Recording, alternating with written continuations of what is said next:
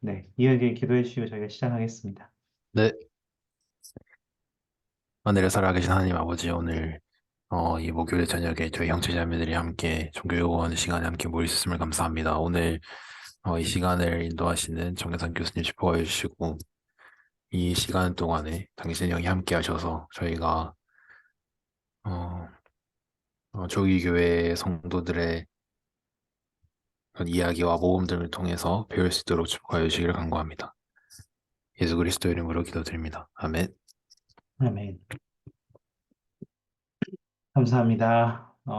오늘 저희는 그 성도들로 치면 37장하고 36장하고 37장에 있는 이야기들을 좀 다루려고 합니다.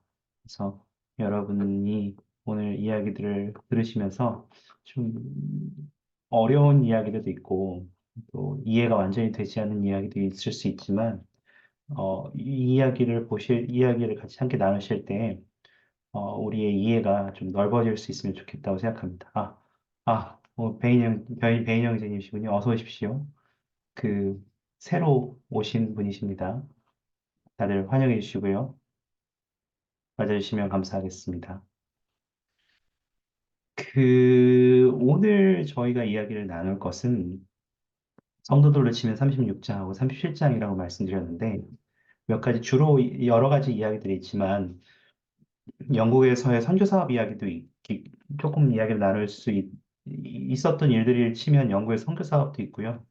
그 1840년 6월 6일에 이제 처음 영국의 개종자 일행이 최초로 미국 성도들하고 합류하기 위해서 영국을 떠나기도 하고, 다시 1841년 4월 20일에 브리감령하고 6명의 12사도 정원의 일원들이 영국의 선교 사역의 임지를 떠나서 일일주로 돌아올 때까지 또 한 1년 가까이 선교 사업을 하게 되는데, 그때 또 회원들이 기하급수적으로 많이 늘어납니다. 영국에서의 성도가 굉장히 짧은 시간 안에 막 5천 명, 6천 명 이렇게까지 늘어나요. 그래서 영국에서는 대대적으로 교회 회원들에 대한 반대 운동 혹은 비난하는 어, 찌라죠, 삐라시죠, 찌라시, 삐라시, 삐라 그런 어떤 소문 같은 게 호해 같은 것들을 많이 퍼뜨리고 이런 일들이 있었고요. 그때 이제 그런 것들을 바로잡기 위해서 교회에서도 이런 신문지 같은 것들을 발간해서 어, 잘못된 오해들을 바로잡는 일들이 있었고 그런 여러 가지 일들이 있었지만 오늘 이제 저희가 주로 이야기하고자 하는 몇 가지 주제는 하나는 그 복수 결혼과 관련된 이야기이고요. 또 하나는 상호부주의 조직 그리고 성전 엔다우먼트와 엔다우먼트 가먼트에 대한 이야기를 조금 하려고 합니다. 먼저 복수 결혼에 대한 이야기를 하려고 하는데요. 복수결혼에 대한 이야기는 이번 주에는 조금 맛보기 오프닝 뭐 프리퀄 정도로 다루고 다음 주에 조금 더 다룰 기회가 있을 것으로 생각됩니다만 어, 일단 그 복수결혼에 대한 원리들을 오늘 이번 주에는 좀 살펴보는 것으로 복수결혼과 관련된 경전과 경전 구절들과 원리를 좀 살펴보는 것으로 시작을 해보려고 합니다. 복수 결혼에 대한 이야기는 사실은 조세 스미스가 영감력을 번역하던 시기인 1831년에 이미 그 하나님 아버지께 일부 고대 선지자들 그리고 이스라엘 왕들이 복수 결혼을 시행한 이유를 여쭈었던 것으로 좀 기록이 남아 있어요. 그것이 이제 교리와 성역 132편 1절에 보면 그런 얘기들이 조금 있습니다. 음, 음, 잠깐 제가 보여드리면 여기에 이제 132편 1절이거든요. 조엘 스미스에게 이르노라. 많은 처와 첩을 두는 원리와 교리에 관하여 나 주가 나의 종들, 곧 아브라함, 이삭, 야곱, 모세, 다윗, 솔로몬의 의롭다한 그 이유를 내가 알고 이해하고자 내 손에 물었으므로 라고 해서 2절에 이미 그것에 대해서 답하겠다라고 이미 말씀하셨습니다. 그래서 이러한 문제들에 대해서는 이미 오래전부터, 그러니까 교회 초창기 때부터 조이스 미스가 의문으로 가지고 있었고, 그에 대한 답을 구했던 것으로 생각해요. 수결호에 대해서 보면 우리가 알고 있듯이 아브라함의 경우에도 그 사라가 있었지만 그 하갈이 첩으로 들어가죠. 그리고 그러한 이야기도 있고, 또 많은 이야기들에 보면 다윗은 말할 것도 없고요. 솔로몬도 여러 부인을 가졌었고요. 우리가 볼 수 있는 복수 결혼과 관련했던 선지자들 혹은 이스라엘 왕들에 대한 기록들은 경전상에 많이 남아 있습니다. 우리가 복수 결혼이라고 한다면 기본적으로 제가 지난번에 굉장히 재미있는 질문을 받았는데 복수 결혼을 이야기할 때 그 한 명의 여성이 여러 남성하고 결혼하는 것도 복수 결혼에 포함되냐요? 교회에서 이렇게 질문하는 분이 있었어요. 그래서 와, 그거는 내가 들어보지 못한 질문이다 이런 얘기를 했었는데 기본적으로 교회에서 복수 결혼을 이야기할 때는 한 남성이 한 명 이상의 살아있는 부인과 결혼을 하는 것을 의미합니다. 그래서 이러한 것은 여성이 여러 남성과 결혼하는 것을 의미하지는 않고요. 한 명의 남성이 한 명 이상의 살아있는 부인과 이야기하는 것을 말합니다. 먼저 복수 결혼의 원리에 대해서 좀 살펴보기 위해서 교리와 성약 132편을 한번 펴보시겠습니까? 34절에서 38절까지인데요. 한번 펴보셔서 한 분이 좀 읽어주시면 너무 감사하겠습니다.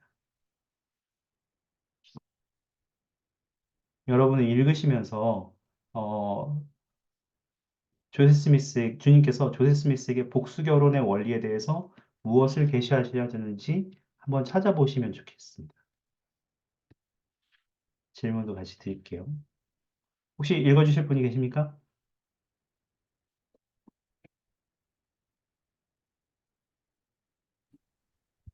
제가 읽을게요. 네, 감사합니다. 하나님께서 아브라함에게 명하심에 사라가 하갈을 아브라함에, 아브라함에게 자녀를 주었느니라. 어찌하여 사라가 이를 행하였느냐? 이는 이것이 율법이었음이라. 그리고 하갈에게서 많은 백성이 났으니 그러므로 이것은 다른 것들과 함께 약속들을 이루는 것이었느니라. 그러므로 아브라함이 정죄 아래 놓였느냐? 진실로 내가 너에게 이르노니 아니니라. 이는 나 주가 그 일을 명하였음이니라. 아브라함은 자기 아들 이삭을 바치라는 명을 받았도다. 그러할지라도 기록되었으되 살인하지 말라 하였느니라. 그러나 아브라함은 거절하지 아니하였고 이것이 그에게 의로 헤아려졌느니라. 아브라함은 첩들을 받았고 이들이 그에게 자녀를 낳음에 이것이 그에게 의로 헤아려졌으나니 이는 이들이 그에게 주어졌고 그는 나의 율법에 거한 까닭이라. 그와 같이 또한 이삭과 야곱도 명을 받은 일 외에는 아무 일도 하지 아니하였나니 이에 그들이 명함을 받은 일 이외에는 아무 일을 하지 아니하였으므로 그들은 약속에 따라 그들의 승령에 들어가 보좌에 앉았으니 천사가 아니요 신이니라. 다윗 또한 많은 초와 첩들을 받았고 또한 나의 종 솔로몬과 모세도 그러하였으며 창조의 시작부터 지금까지 있었던 나의 다른 많은 종들도 그와 같았거니와 그들이 내게서 받지 아니한 것을 제외하고는 그들이 죄를 범한 일이 없느니라. 감사합니다. 이것이 복수 결혼을 행하는 것에 관련해서 모든 선지자들 그리고 이스라엘 왕들에게 행하셨던 기준이 담겨 있는 경전 구절입니다. 자세히 보시면 여기에는 분명하게 적혀 있는 것들은 내가 명했기 때문에 그 일을 했다라고 적혀 있는 부분들을 확인하실 수 있을 겁니다. 하갈이 아브라함에게 첩으로 주어졌을 때 아브라함이 이미 사라하고 결혼을 한 상태였어요. 그렇기 때문에 어, 한 명의 아내가 이미 있는 상태였고 주님께서는 하갈을 추가적으로 첩으로 취하도록 하셨다고 말씀하셨죠. 34절에 그것이 명하셨고 율법이었다라고 했습니다. 그리고 그렇게 했기 때문에 주님이 명하신 것을 행한 것이었기 때문에 한 명 이상의 아내를 가지는 것이 아브라함에게 죄가 아니었다라고 되어 있었습니다. 아브라함이 이삭을 주님께 바치기 위해서 죽이러 재단으로 올라갈 때에도 마찬가지였다고 36절에 기록되어 있고요. 또한 아브라함이 또 다른 첩들을 받았고 이삭과 야곱도 한 명 이상의 아내들을 얻었지만 그들이 어, 여전히 그들의 약속에 따라 승연에 들어가 보좌에 앉았다고 했고 그 이유는 그것들이 다 주님의 율법에 거한 까닭이라고 말했습니다. 38절도 역시 다윗이나 솔로몬의 경우, 모세의 경우도 말씀하시면서 여전히 그들이 내게서 받지 아니한 것을 제외하고는 그들이 죄를 범한 일이 없다라고 말씀하셨습니다.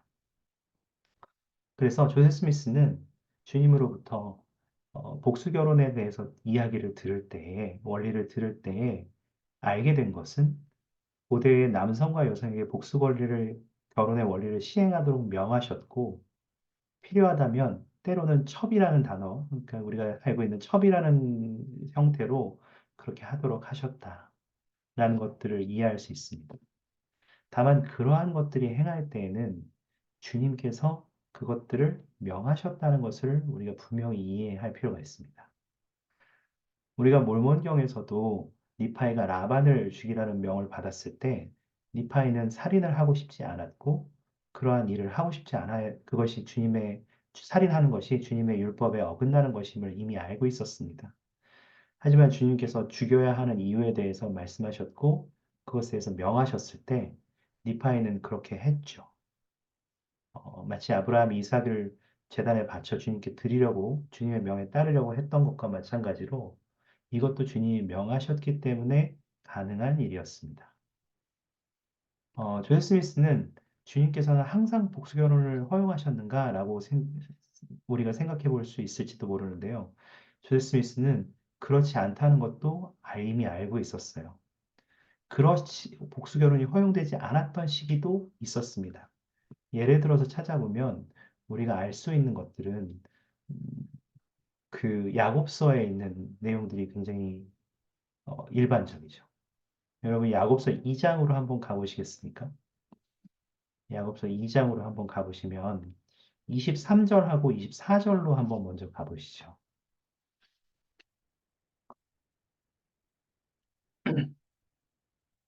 제가 이동하시는 분들 위해서 좀 화면을 보여드리는 게 좋겠죠?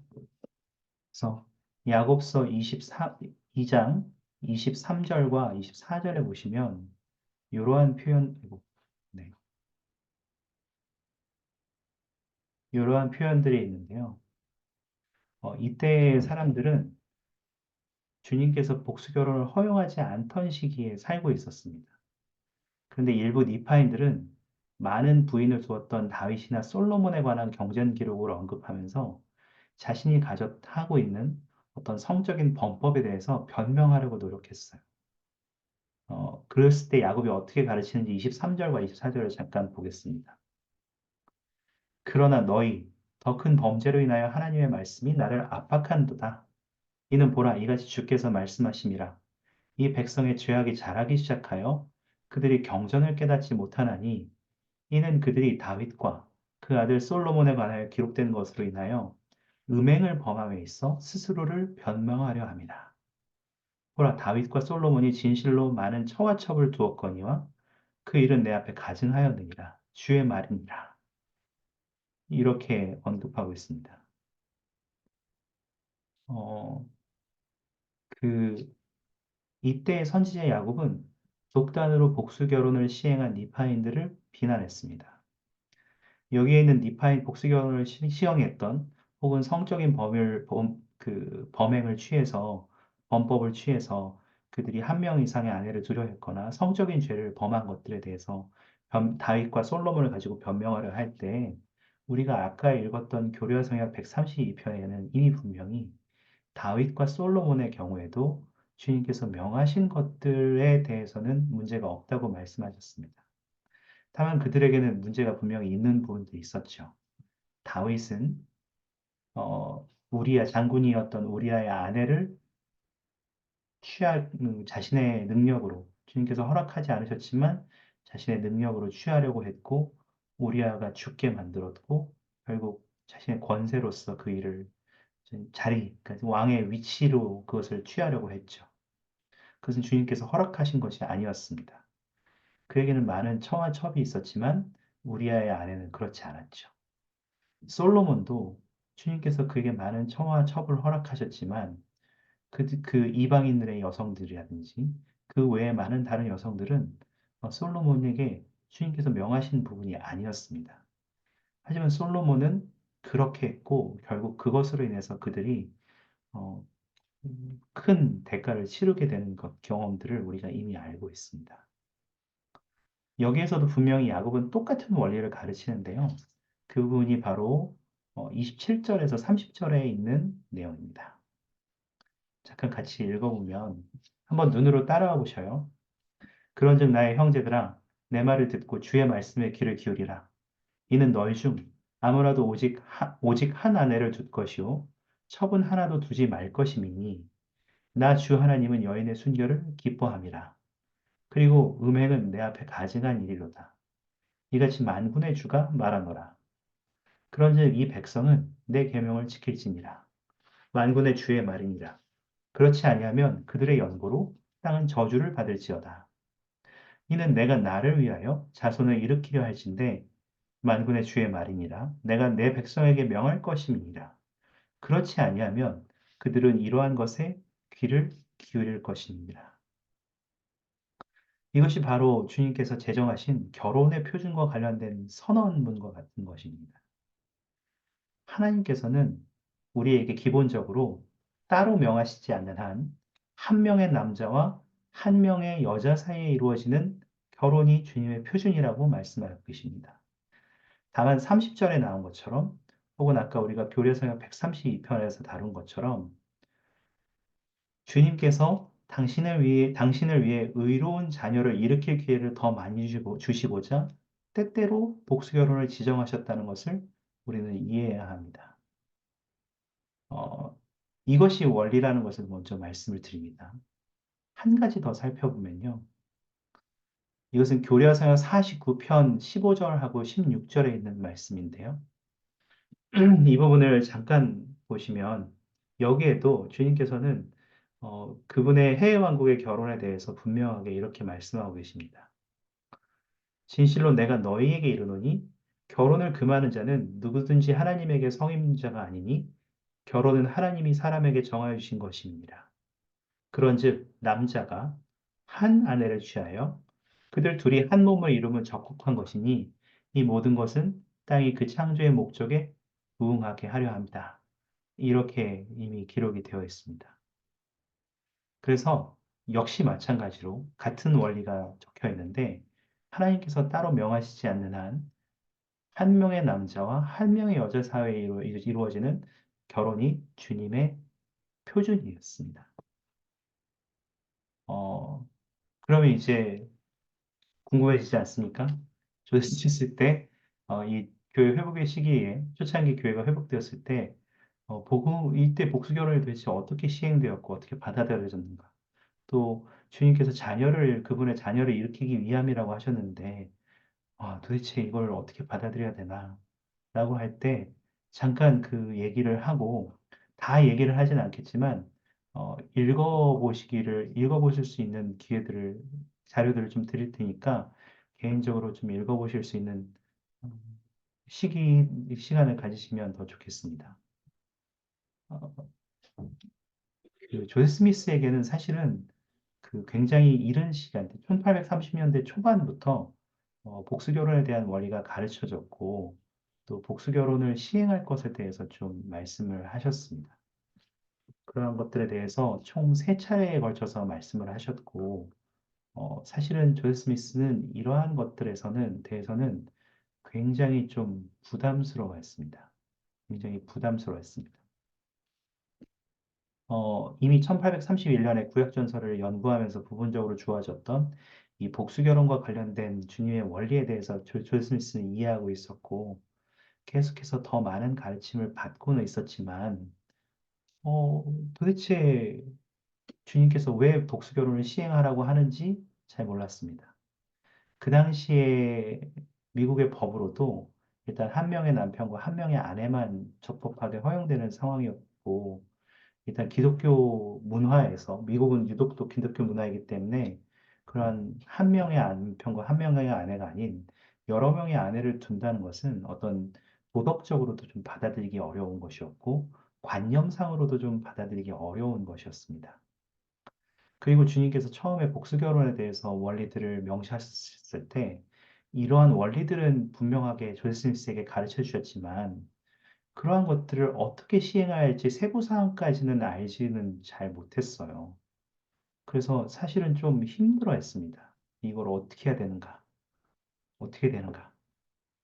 그래서 조세 스미스는 이거를, 이게 신앙의 시험과 아울러서 논란과 반대를 불러일으킬 것을 알았고, 실제로 그렇게 됐습니다. 왜냐하면 후기 성도들이 자신들이 옳다고 느끼는 것, 혹은 알고 있는 것과는 완전히 동떨어진 그 예전의 성서상의 관습이 회복되는 것을 달가워하지 않았죠. 우리가 다음 시간에 이 부분에 대해서 조금 더 보겠지만, 이때에 주님께서 복수 결혼을 행하라라고 한 이유 중에 하나를 살펴보자면, 그것은 교리와 성경 132편에서 좀 찾아볼 수 있습니다. 경전 구절을 좀 보여드릴 텐데요. 이것은 이제 주님께서 영원한 결혼과 관련돼서 주신 계시에 포함되어 있는 내용이기도 한데요. 아까 우리가 이제 이 39절까지 보지 않았습니까? 그리고 40절에 잠깐 보시면 어떻게 기록되어 있냐면, 너는 나의 종 조셉에게 한 임무를 지명하였고, 만물을 회복하노라. 내가 원하는 바를 구하라. 나의 말에 따라 내게 주어지리라 라고 말씀하셨습니다. 45절까지 가면, 내가 내게 신권의 열쇠와 권능을 부여했음이니, 이로써 나는 만물을 회복하며, 때가 되면 모든 것을 내게 알게 하노라 라고 말씀하신 것도 이렇게 포함되어 있습니다. 우리가 정확하게 모든 이유를 알지 못하지만, 복수 결혼이 이 시기에 주님으로부터 다시 주어져야 된 이유 중에 하나는, 어, 후기에 만물의 회복의 일부로서 이 복수 결혼의 원리를 시행하도록 명하셨다는 것 정도는 알 수 있을 것 같습니다. 이 당시에 여러 가지 복수 결혼에 대한 음, 이 당시에 복수 결혼에 대한 해석들이 많이 있는데요. 그러한 해석들은 여기서 지금 다루지는 않고 다음 시간에 기회가 있으면 좀 다루도록 하겠습니다만, 읽어볼 수 있는 자료들은 제가 나누어 드리도록 하겠습니다. 그 1834년에서 1842년 사이에 하나님의 천사가 세 차례에 걸쳐서 복수 결혼의 원리를 실행하도록 조 스미스에게 얘기했습니다. 마지막에는 어, 복수 결혼을 이행하고 확립하지 않으면 그가 가진 신권이 거두어지고 그가 멸명당할 거라고 경고하기까지 이르렀습니다. 그래서 그것에 대해서 조 스미스가 더 이상 미룰 수 있는 상황도 아니었습니다. 그래서 실제로 어, 처음 우리가 알고 있던 복수 결혼은 여러분이 우리가 지난번에 잠깐 소개했듯이 페니 엘저라는 사람과의 복수 결혼이었습니다. 그래서 그 페니 엘저의 부모님께 승인을 받았고 엘저에게 그것에 대해서 설명을 했고 또 결혼을 했죠. 조 스미스는 결혼을 했지만 나중에 결국 그 페니 엘저는 떨어져서 살게 되었고 결국은 이제 성도들 무리로부터 떨어져 나가서 나중에 다른 사람하고 결혼하게 됩니다만 페니 엘저는 나중에 이제 사람들이 물어볼 거 아닙니까? 복수 결혼에 대해서 계속 그 페니 엘저에게 물어봤는데 그것에 대해서 개인적인 것이기 때문에 말하고 싶지 않다고 얘기했습니다. 존 스미스는 어쨌든 그 당시에 좀 어려운 시간을 보내고 있었고요.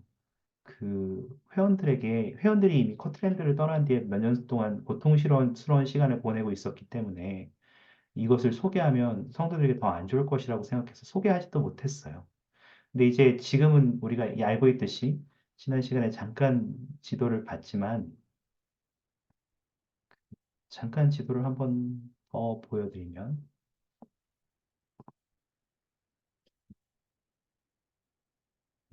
잘 보이시나요? 네.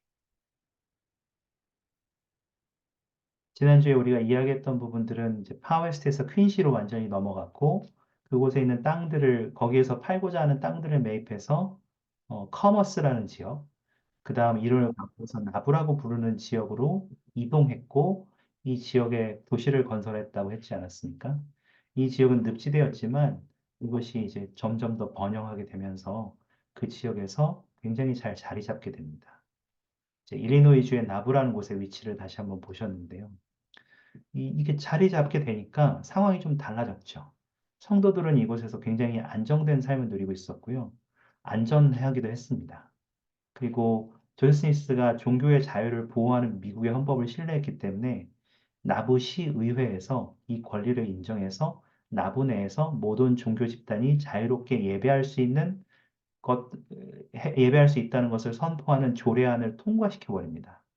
이거는 이제 기독교인, 비독교인들에게 똑같이 적용되는데 심지어 나부에 이슬람교가 없었음에도 불구하고 이 조례에는 일부 다처제를 시행하기도 하는 이슬람교를 특정해서 그들을 보호하는 조항도 있었습니다.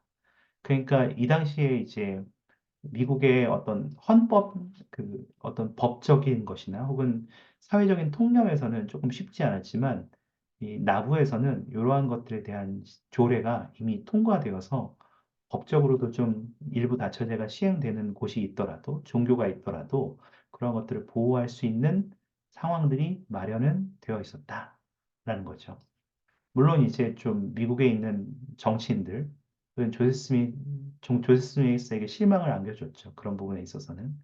그렇지만 어쨌든, 뭐, 그러한 미국의 건국 이념, 그리고 자유를 보호하는 헌법을 신뢰하는 과정에서 이러한 조례들은 통과되었고, 복수 결혼을 시행할 수 있는 어떤 바탕은 좀 마련되었던 것 같습니다.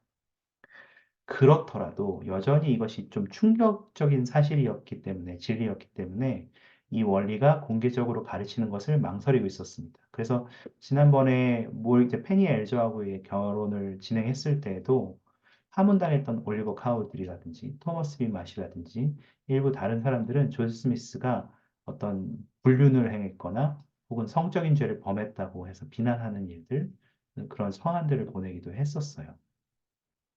물론 그 당시에도 어떤 다른 종교 혹은 유토피아적 공동체 같은 곳에서는 여러 형태의 결혼을 시행하기도 했지만 성도들 사이에서는 일부 일처제가 당연한 것이었고 미국인들도 그랬고 대다수의 성도들도 그랬고 이런 이상한 결혼을 추구하는 사람들은 그들이 볼 때 그것은 좀 미개한 사회와 관계된 것으로 여겼습니다.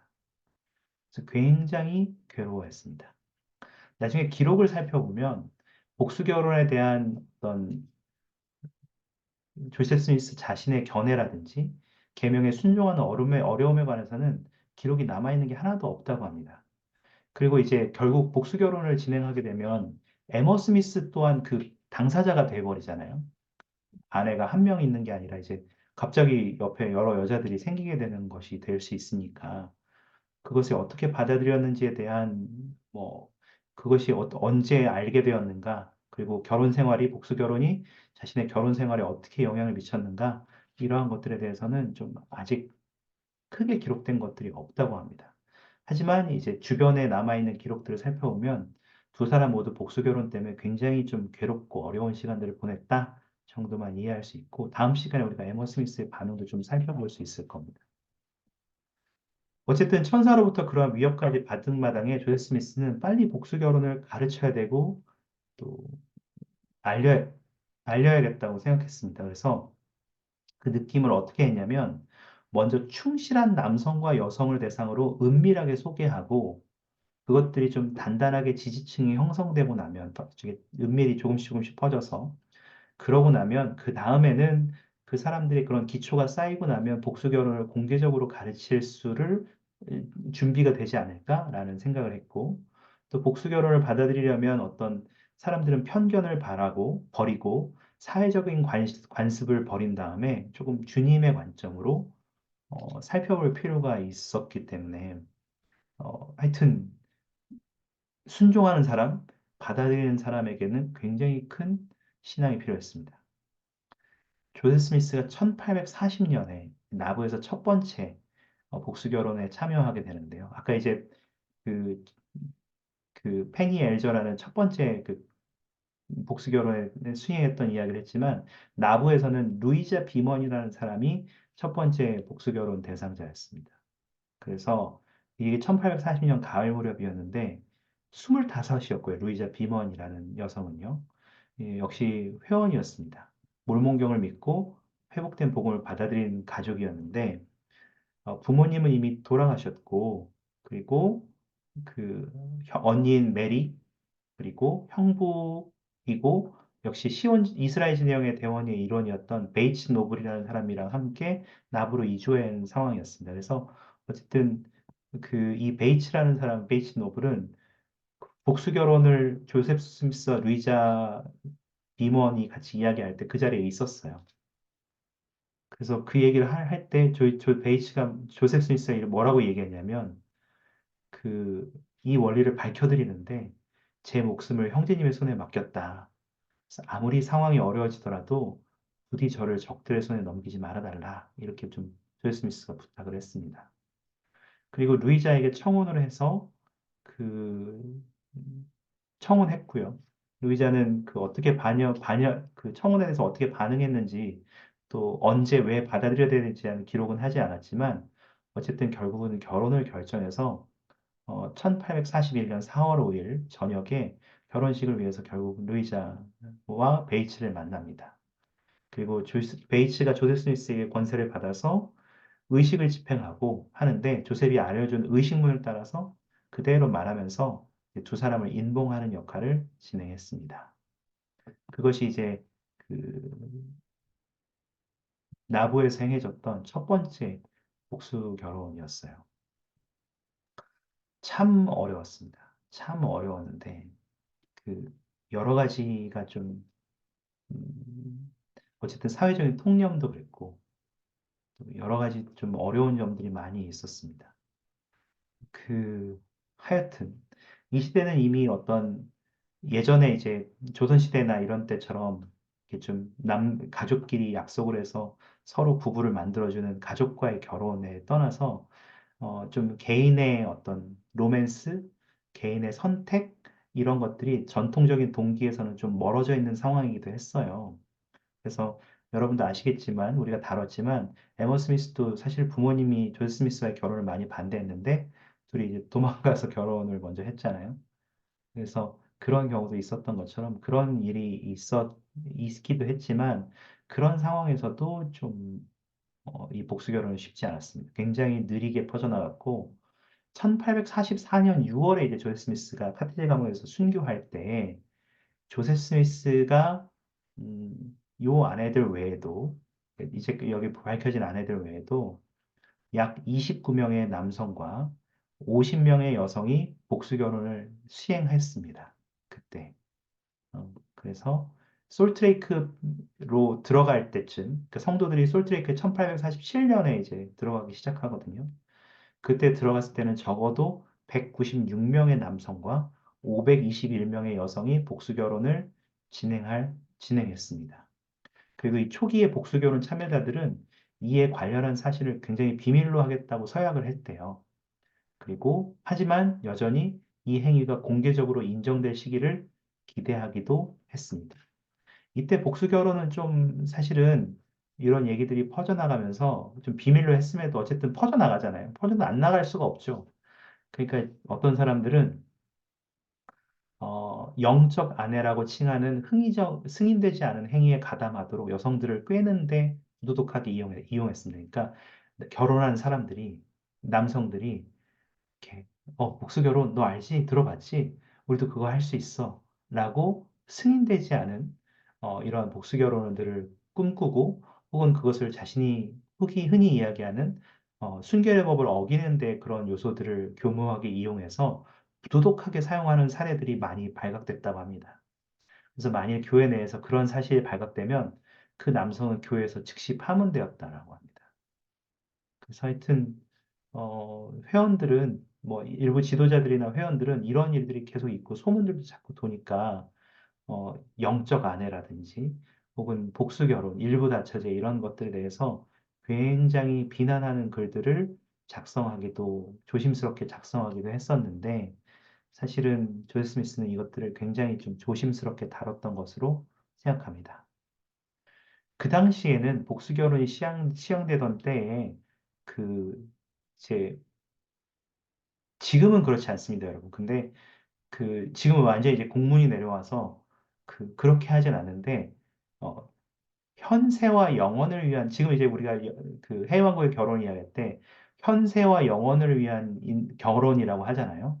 그러니까 지금 살아가는 현세와 이 삶 이후의 영원을 위한 결혼이라고 이야기하는데 그 당시에는 복수 결혼이 시행되던 그 시기에는 교회 내에서는 그 현세와 영원을 위한 인봉이 있었고요.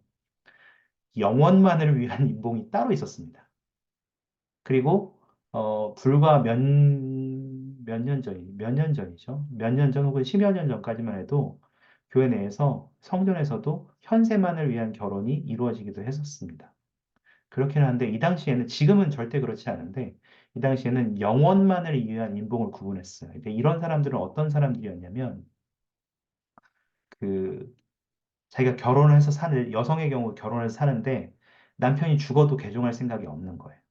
결혼을 했는데 죽어도 개종할 생각이 없고 아무리 물어보고 아무리 여러 해 동안 이야기를 해도 이 사람이 그 성전 인봉을 받을 생각이 절대로 없는 사람인 거예요. 그래서 이러한 사람들의 경우에 그 삶을 살아가는 동안 이 사람들에게 인봉되지만 영원한 가족의 축복을 누리기 위해서 어, 현세가 아닌 영원만을 위한 인봉, 그러니까 다음 생에 위한 인봉만도 그 당시에 행해졌었다고 합니다.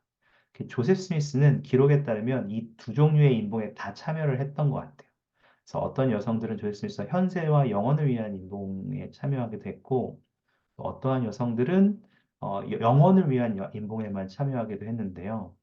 그 숫자가 정확하게 알려지지 않았다고 합니다. 그래서 어떤 사람들은 나는 현세와 영혼을 위해서 했다. 혹은 어떤 사람들은 나는 영혼만을 위해서라고 했다라고 이야기했고, 조세 스미스에게 인봉된 여성들은 대부분 그 당시의 나이가 20살에서 40세 정도였고, 가장 나이가 많았던 영혼만을 위해서 인봉되었던 여성이 그 페니 영이라는 자매님이었는데 56세였다고 합니다. 굉장히 조세 스미스하고도 나이 차가 굉장히 많이 났죠. 그리고 우리가 알고 있는 굉장히 유명한 사람들 중에 한 명은 로렌조 스노우 회장님의 누나인 어, 엘리자 알 스노우도 선지자 조세 스미스한테 인봉되었다고 합니다. 그리고 나중에 이제 본부 2대 본부 상호부지 회장으로도 봉사하기도 하는데요.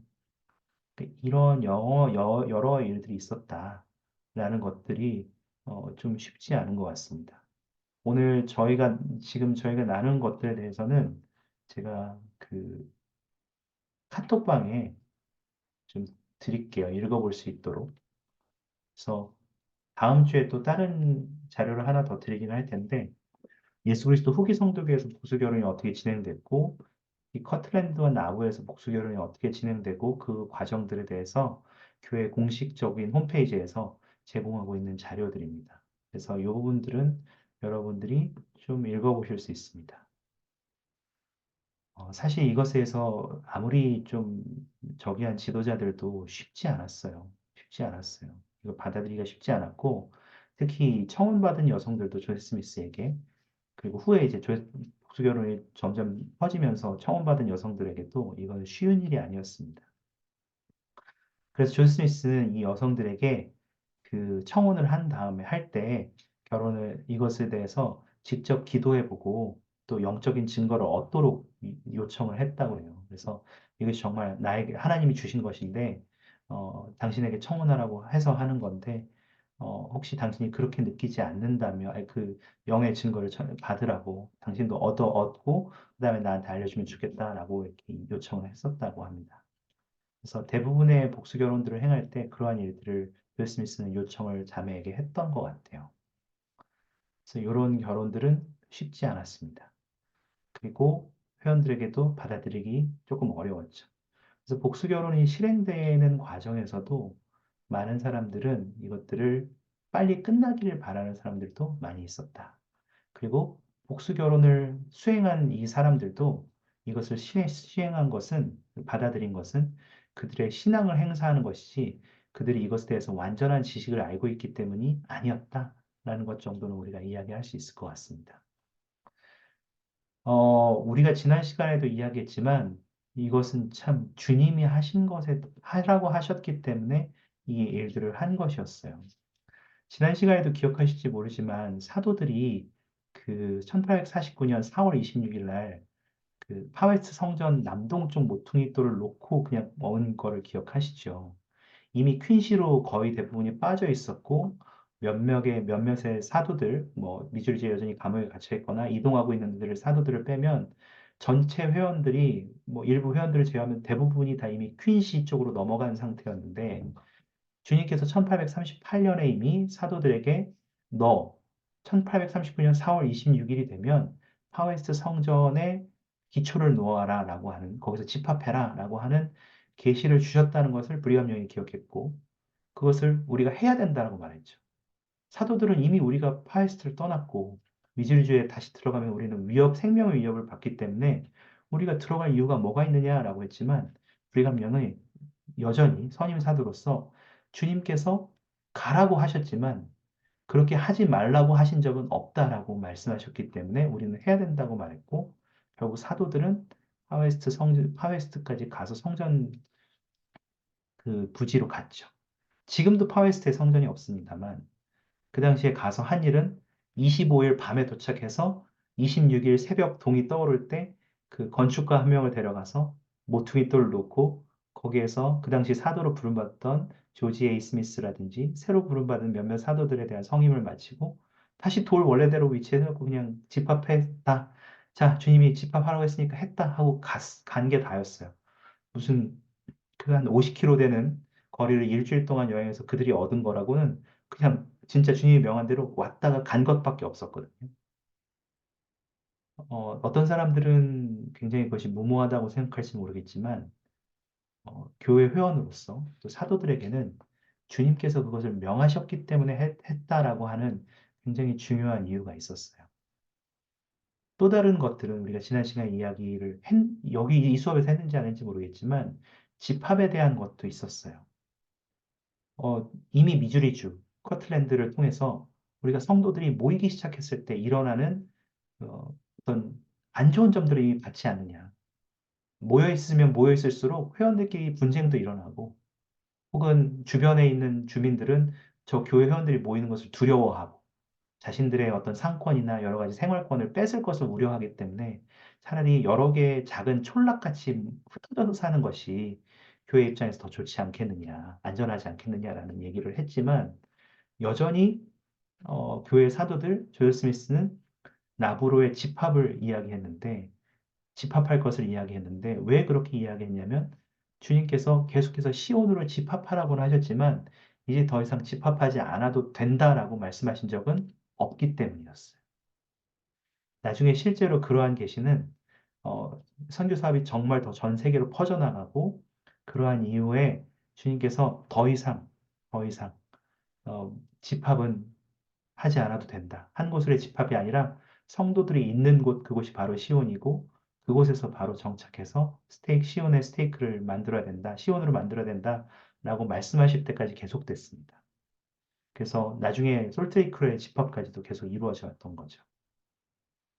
그러한 것들은 어떻게 보면 굉장히 무식하게 보일 수도 있고 융통성이 없는 것일 수도 있지만 교회 회원들에게는 그리고 교회 지도자들, 특히 선지자들에게는 주님이 명하신 것이라는 것이 굉장히 중요한 요소였습니다. 마찬가지로 이 얘기를 말씀해 드렸냐면 복수 결혼도 조엘 스미스는 명확한 이해를 하지는 못했어요. 복수 결혼에 대해서.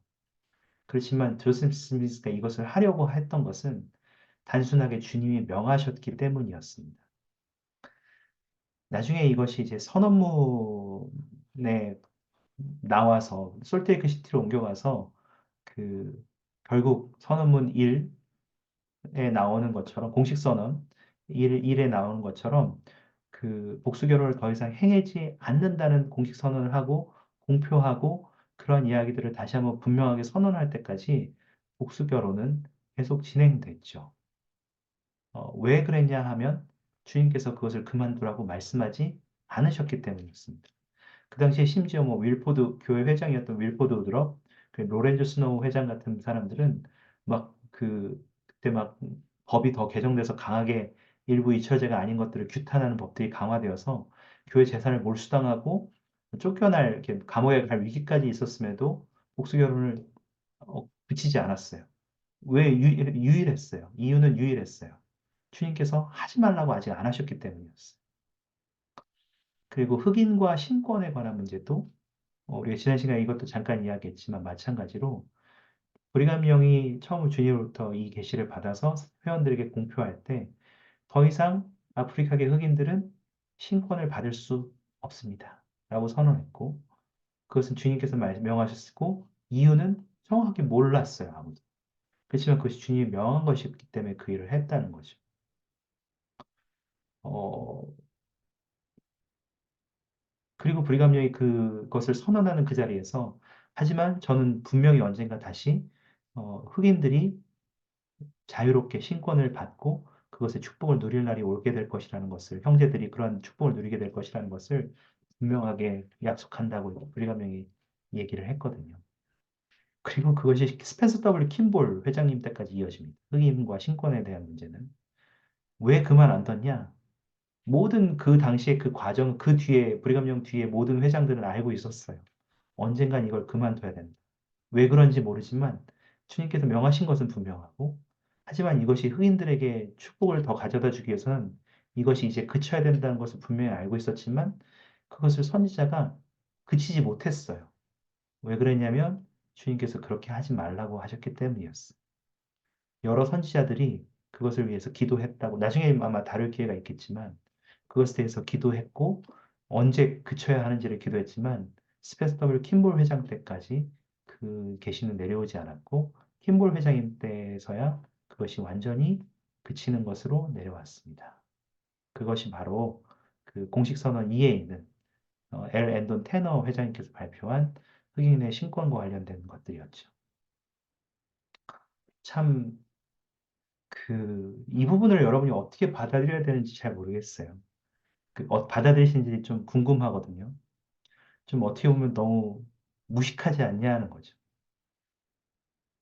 불이감령, 흑인 신권도 마찬가지고, 복수결혼 지금 이야기한 것도 마찬가지고, 지난 시간에 이야기했던 파웨스트까지 그 사서 고생을 해서 죽을 거리를 가서 아무것도 한 것도 없이 그냥 갔다 온 것도 마찬가지고, 이게 주님이 아무리 명하셨다고 한들 지금 봤을 때 굉장히 합리적이지 않은 것처럼 보이는 거를 이렇게 할 필요가 있느냐? 이런 것에 대한 여러분의 생각을 좀 듣고 싶었거든요. 집합에 관한 문제도 마찬가지고. 그래서 집합 같은 경우는 실제로 영국에서 침례를 받은 사람들이 1841년부터 이제 실제로 40년부터 미국으로 합류하게 막 떠나오기 시작해요. 많은 성도들이. 혹시 여러분 이것에 대해서 좀 개인적으로 어떻게 생각하시고 계십니까? 생각이 있으시면 좀 나누실 수 있으세요? 이 주님께서 명하셨는데 아무리 봐도 이게 합리적이지 않은 거예요. 그건 좀 불공평해 보이기도 하고 지금의 어떤 상황과 맞지도 않아요. 이걸 우리가 어떻게 받아들여야 되느냐는 거죠.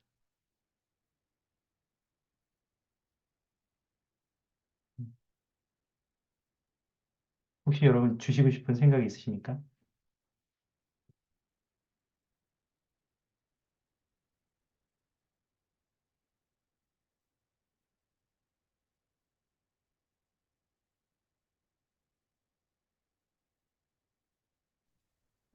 그, 진짜 네. 솔직하게 말씀드려도 돼요. 아, 네네. 오, 저는 약간 들으면서 계속 좀 짜증이 났어요.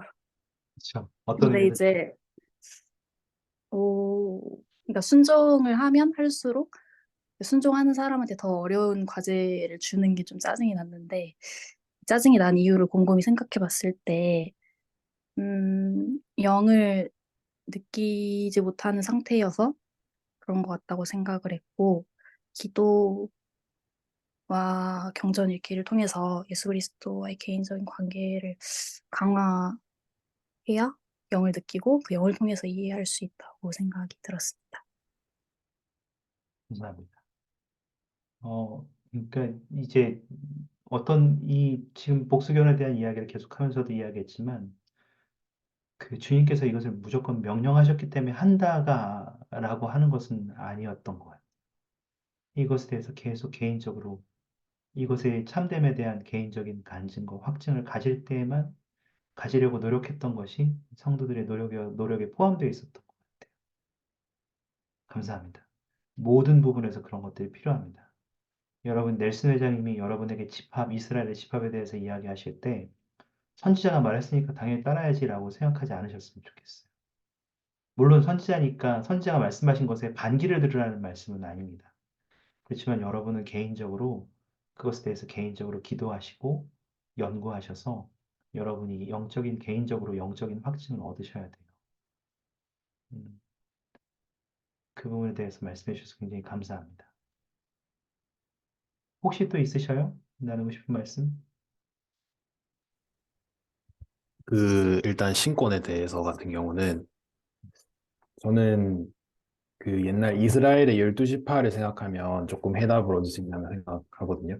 그 음, 레위 지파만이 아론 신권을 가졌지만 그렇다고 해서 주님께서 나머지 11지파를 미워하셨던 건 아니지 않습니까? 그래서 어, 왜 그랬는지는 모르나 주님께서 그분의 모든 자녀들을 사랑하신다는 사실은 변함이 없다라는 점에 대해서 저는 이 이제 이스라엘 12지파의 상황을 생각해 보면 좀 해답을 얻을 수 있지 않나 싶기도 하고요. 심지어 멜기세덱 신권의 경우에는 어, 제 기억으로 모세만이 아마 행사했던 것 같은데 혹시 틀렸으면은 좀 이따가 정정해 주십시오. 네, 그리고 집합 같은 경우는 어, 그 당시에 영국의 많은 회원들이 이제 미국으로 건너가서 그 당시 되게 거틀랜드 어려웠던 교회를 거의 뭐 살리다시피 했던 걸로 제가 기억하거든요. 근데 뭐 성전도 저당에 잡혀 있었던 걸로 기억하고 맞아요. 좀 그런 상황들을 좀 생각해 볼 수 있는 것 같고 어, 저희도 저희라고 해서 그런 지금은 이제 그 각 지역의 스테이크가 우리가 모여야 시분이긴 하지만 언젠가 우리가 주님께 오시게 되면 아담 원다 야만으로 가야 하지 않습니까? 네, 결국 그 집합에 대한 그 계명이 지금 잠시 각 지역으로만 되어 있는 것이지 궁극적으로 우리도 똑같이 그렇게 해야 될 때가 올 수 있다라는 점을 좀 얘기하고 싶었습니다. 음. 언젠가는 또 그런 요구들을 받게 될 수도 있죠. 그리고 또 아담원다의 아만에서 있을 큰 신권 대회, 이러한 것들을 생각할 때에도 우리는 분명히 다른 것들을 요구받게 될 텐데, 다음 시간에 좀 이야기를 하겠지만, 주님께서는 그러한 것들을 통해서 어떤 의미에서는 우리를 여전히 시험하시고, 그 사실 아브라함에게 준 말도, 준 것도 사실은 말이 안 되잖아요. 아들을 100세를 넘어서 얻었는데, 100세가 되어서야 굳이 얻었는데, 주셨는데 나보고 죽여서 나한테 바치라고 하시니까. 근데 아브라함이 그 일을 그대로 하려고 했고 이삭도 그것을 따르고자 했을 때 주님은 단순하게 그의 순종과 기꺼이 하고자 하는 마음을 보시고 싶었던 거지. 실제로 아브라함이 이삭을 바치게 하고 싶었던 것은 아니었다는 것을 우리가 알게 되었잖아요. 그러니까 우리가 복수 결혼 혹은 흑인 인종과 신권 문제 관련해서도 그러한 것들도 우리가 볼 수 있어야 하지 않느냐라는 생각도 일각에선 드는 것 같습니다. 제가 혹시 나중에 이제 이것도 같이 보실 수 있도록 인종과 신권에 관한 내용들도 같이 드렸는데요. 혹시 필요하시면 같이 보셔요. 여기서 지도자들이 정말 흑인들에게 신권을 주기 위해서 얼마나 선지자들이 많이 열심히 기도했는지가 좀 기록되어 있습니다. 음, 좋네요. 혹시 또 있으셔요?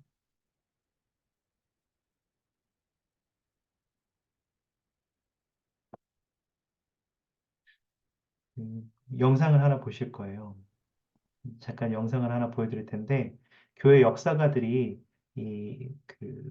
이런 복수 결혼에 대해서 어떻게 이야기하는지 잠깐 들어보셔야 아마 보신 분들도 계시겠지만,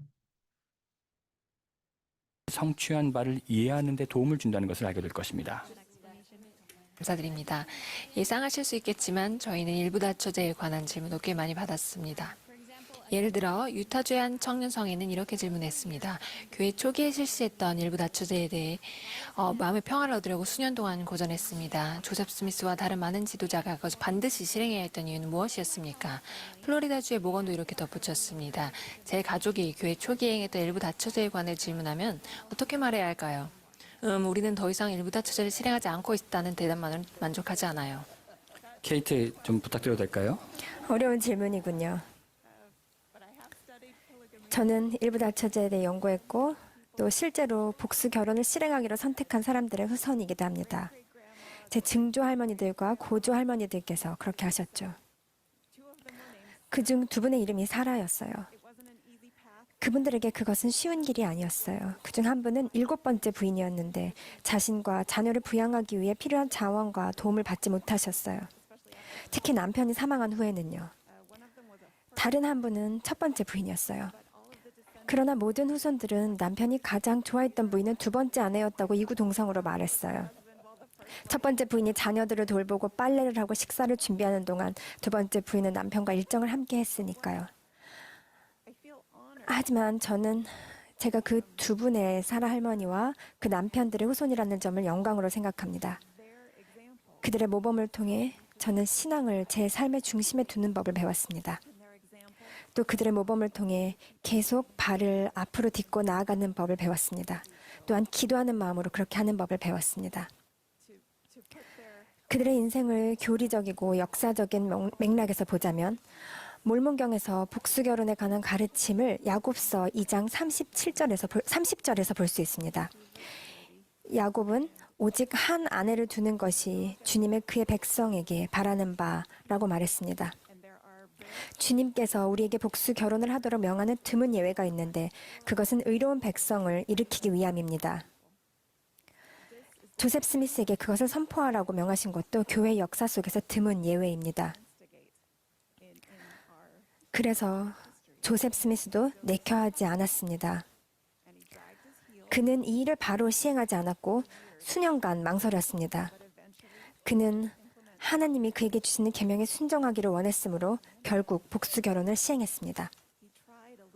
그는 1830년대 중반에 복수 결혼을 시도하려 했지만 좀 더 공식적으로 천천히 자신이 신뢰하는 동료들에게 복수 결혼을 시행하도록 알리기 시작한 것은 1841년이었습니다. 그 원리를 들었을 때 그들도 충격을 받았습니다. 그들은 이 원리를 이해하게 해달라고 하늘에 계신 아버지께 기도로 탄원했습니다. 그리고 그들은 이것이 그 당시 그들에게 옳은 일이라는 영적인 증거를 직접 받았습니다. 복수 결혼이 공식적으로 실행된 약 50년 동안에도 이는 언제나 사람들이 선택할 수 있는 사항이었습니다. 그것에 관한 정확한 통계는 없는데 우리에게 있는 정보가 불완전한 데다가 이는 복잡한 문제이기 때문입니다. 그래서 학자들은 얼마나 많은 후기 성도가 실제로 복수 결혼을 행했는지를 알아내려고 노력하고 있지만 우리는 소수의 사람만이 복수 결혼을 했다는 것을 알고 있습니다. 그리고 그들 중 많은 사람이 우리 교회에서 가장 독실한 회원, 가장 충실한 회원들이었음을 압니다. 1890년 윌포드 우드럽은 복수 결혼을 종식한다는 선언문을 발표했습니다. 어떤 사람들은 이 선언문을 듣고 안도했습니다. 그들에게는 복수 결혼이 힘든 일이었으므로 기뻐했습니다. 어떤 사람들은 선언문을 듣고 망연자실해서 울었습니다. 그들은 너무 큰 희생을 치렀고 이 원리에 대한 간증이 있었습니다. 여러분 중에는 과거에 복수 결혼을 실행한 것이 다음 생에서 어떤 의미가 있는지, 이 삶 이후에 우리는 어떠한 것을 맞닥뜨릴지 궁금해합니다. 우리 교회 지도자들은 일부 일처제가 규칙이며 복수 결혼은 예외임을 가르쳐왔습니다. 그리고 교회 지도자들은 승형이나 영원한 영광에 이르기 위해 복수 결혼이 필요한 것이 아니라고 우리에게 가르쳐왔습니다. 역사가이자 교회 회원으로서 저는 개인적으로는 일부 일처제가 규칙이며 복수 결혼은 예외라는 사실에 감사합니다. 하지만 영적인 우리 조상들이 지녔던 간증들과 명예로운 순종을 깎아내리지 않는 것이 중요하다고 생각합니다. 그들은 순종하려고 했기 때문에 이 원리를 실행했고 그것이 옳다는 간증을 지니고 있었기 때문에 이를 받아들였습니다. 정말 감사합니다, 케이트. 매트, 여기에 덧붙이고 싶은 게 있습니까? 케이트가 복수 결혼에 관해 생각해 볼 거리를 많이 주었습니다만 몇 가지만 덧붙이겠습니다. 복수 결혼에 관해 생각할 때 후기 성도 중 압도적인 다수가 그 시기에 일부 일처제의 결혼 생활과 일부 일처제 가족을 꾸리며 살았음을 기억하는 것이 중요합니다. 이 사실은 조금 전 케이트가 말한 교회 지도자들의 가르침, 즉 경전은 복수 결혼을 예외로 하며 일부 일처제가 표준이라는 점과 일맥상통합니다. 다르게 말하면 교회 지도자들은 성전에서 임봉되고 자신들이 맺은 성약에 충실한 일부 일처제의 부부가 승형과 영원의 축복을 모두 받을 것을 가르쳐 왔습니다. 복수 결혼에 관한 여러분의 질문을 읽으면서 저는 조셉 스미스가 행한 복수 결혼에 관해 여러분 중 많은 분들이 의문을 품고 있음을 알게 됐습니다. 오늘 밤에는 그 주제에 관해 많은 질문을 다룰 시간이 없으므로 성도들 책과 복음 주제 관련 글을 읽어보시라고 권하고 싶습니다. 성도들 책에서 역사는 조셉 스미스나 다른 남성들의 경험을 통해서만이 아니라 에머 스미스, 에밀리 파트리지, 메리 엘리자베스 롤린스 라이트너와 같은 여성들의 경험을 통해서도 전해집니다. 조셉 스미스가 실행한 복수 결혼에 관해 기억해둘 몇 가지를 말씀드리겠습니다. 첫 번째로, 그 당시에는 두 종류의 인봉이 있어서 하나는 이 생에서의 헌신을 요구하는 현세와 영혼을 위한 인봉이었고, 다른 하나는 장차 올 생에서의 헌신만을 요구하는 영혼을 위한 인봉 사이였다는 것입니다. 조셉 스미스의 인봉 중에 우리가 보기에 특이하고 이해하기 어려운 몇 가지 경우들이 영원만을 위한 인봉의 범주에 해당한다는 사실을 우리는 알고 있습니다. 그것은 다음 생에서 가족들 사이의 연결고리를 만들기 위했던 것으로 보입니다. 제가 말하고 싶은 또 한 가지는 복수 결혼을 실행하라는 계시가 지침서와 함께 주어지지 않았으며, 따라서 교리적, 사회적, 문화적 측면에서 복수 결혼을 시작하는 일이 쉽지 않았으리라는 점입니다. 그리고 답을 찾을 수 없는 질문들도 있었으리라는 점입니다. 그러나 역사적인 문서를 통해 우리는 복수 결혼이 후기 성도에게 끼친 영향이 몇 가지 있음을 알게 됩니다. 그것은 대가족의 연결망을 만들어서 사람들을 하나로 묶는 데 도움이 되었습니다. 케이트는 야곱서 2장에서 말한 복수 결혼의 목적 중 하나가 자녀나 의로운 후손을 키우는 것이라고 말했습니다. 교회의 가족 역사 기록에 따르면 참 광범위한 기록인데요. 살아있는 교회 회원의 약 20%가 복수 결혼을 한 사람들의 후손이라고 합니다. 시간이 흐르면서 그런 가족들은 교회의 큰 힘이 되었음을 우리는 압니다. 두 분께 감사합니다. 저는 이 일의 결실과 관련해서 세 가지만 강조하고 싶습니다. 그런 결혼 생활에는 많은 희생이 있었음이 분명합니다. 큰 사랑과 화합도 있었지만 희생도 있었습니다. 그들은 자녀들에게 희생하라고 가르쳤습니다. 그리고 그런 복수 결혼에서 태어난 자녀 중 많은 사람들이 선교 사업 초기에 세상으로 나아가 예수 그리스도의 복음을 전 세계에 전했고 그 복음으로 모든 사람을 축복했습니다. 두 번째는 제가 항상 감동하는 것인데 빌릿 킴볼 같은 사람들이 있었다는 것입니다. 그들은 하나님께서 주신 이 일이 무엇인지를 완전히 알기도 전에 그들 자신의 개인적인 계시를 받았습니다. 그리고 세 번째는 교회 평의회에서, 그러니까 교회의 선임 평의회에서는 일부 다처제가 그것이 실행된 대로 그 목적을 수행했으며 우리는 그런 성도들을 존중해야 한다 하지만 그 목적은 성취되었으며 지금은 그 제도가 필요 없다는 느낌을 받았다는 것입니다. 답을 얻지 못하는 질문들도 있으며 우리가 모든 것에 대해 항상 계시를 받는 것은 아닙니다. 얼마 전에 벨라드 회장님과 저는 그 점에 관해 우스갯소리로 이렇게 말했습니다. 복천년이 오면 천년의 기간이 주어지는데 지금 우리가 아는 모든 문제에 대한 답을 얻으려면 정말 1000년 정도는 필요하겠습니다. 하지만 우리에겐 완전한 계획을 마련하신 사랑 충만한 하늘 아버지가 계시고 그분의 계획은 행복의 계획이며 우리를 위해 모든 일을 행하신 구주께서 계시다는 사실을 아시기 바랍니다. 우리는 그분들을 신뢰할 수 있습니다. 감사합니다. 감사합니다. 정말 유익한 말씀이었습니다. 네. 우리가 다음 시간에 이 부분에 대해서 조금 더 이야기를 할 텐데요. 사실 오늘 거의 다 이야기를 하긴 해서 다음 시간에 조금 더 추가적으로 이야기를 하고 다음 시간에 우리가 영원한 결혼에 대해서 조금 더 강조해서 이야기를 하려고 합니다. 물론 복수 결혼은 마지막 순간 이게 폐지되는 마지막 순간까지도 성도에게 큰 신앙의 시험이었고, 아까 영상에서 보셨던 것처럼 일부 성도들은 충실하고자 했던 성도들은 복수 결혼을 시행했던 성도들은 오히려 복수 결혼이 이제 더 이상 시행되지 않는다고 하는 공식 선언을 들었을 때, 뭐라고 하죠? 나는 이렇게 희생했는데 내 희생은 이제까지 헛된 것이었나? 이렇게 없어질 것 같았으면 내가 했던 그 희생 혹은 내가 신앙을 행사하는 일, 내가 그러한 것들을 받아들이려고 노력했던 그 고통들, 주변의 시선들, 이런 것들을 견디는 것은 다 나의 헛된 고생이었나라고 생각하는 사람들도 있었어요. 그래서 그것 자체로 좌절한 사람들도 많이 있었거든요. 하지만 그게 그렇지 않다는 것은 우리가 분명히 이해할 필요가 있을 것 같습니다. 모든 사람들에게 이것은 쉽지 않은 것이었지만, 어, 어쨌든 이것들은 주님께서 주셨고, 회복의 일부로 주어졌으며, 또한 주님께서 명하셨기 때문에, 조세 스미스도 또 이것을 참여했던, 가르침을 받아들였던 많은 사람들도 이러한 것을 신앙으로 행사했습니다. 그렇다고 해서 이것을 단순히 신앙으로만 행사해서 사랑하지도 않는데 결혼을 했느냐라고 하면 꼭 그런 것은 아니었습니다. 복수 결혼의 은 대부분 이제 아까 초창기에 있었던 존 스미스의 일부 경우들은 뭐 명확하게 밝혀져 있지 않지만 영혼만을 위한 그런 결혼에 대해서는 명확하게 밝혀져 있지 않은 것들도 있지만 현세와 영혼을 위해서 행해진 모든 복수 결혼은 그 단순히 신앙을 행사하기 위해서 사랑하지 않는 여성과 결혼한 것이 아니라 사랑을 했고 그러한 이제 남성과 여성 간의 일반적인 형태의 결혼의 모습이었다는 것을 우리가 이해하는 것도 중요한 것 같습니다. 그래서 희생하기 위해서 신앙 행사하기 위해서 사랑도 없이 결혼했다 이러한 것은 또 사실과는 다르다는 것도 말씀드리고 싶습니다.